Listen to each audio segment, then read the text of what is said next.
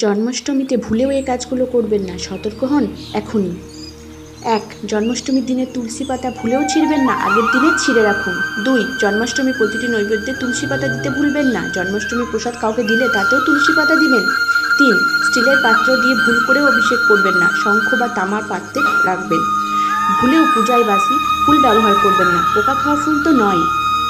5. উপবাস না করতে পারলে আমিষ আহার করবেন না, নেশাদ্রব্য বর্জন করবেন, কাউকে ঠকাবেন না। 6. স্টিলের প্রদীপ ব্যবহার করবেন না, তামা, কাঁসা বা মাটির প্রদীপ ব্যবহার করুন।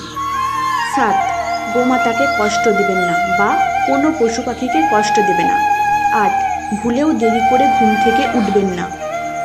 9. ভুলেও কালো কাপড় নিজে পরবেন না এবং ভগবানকে কালো কাপড় দিবেন না। 10.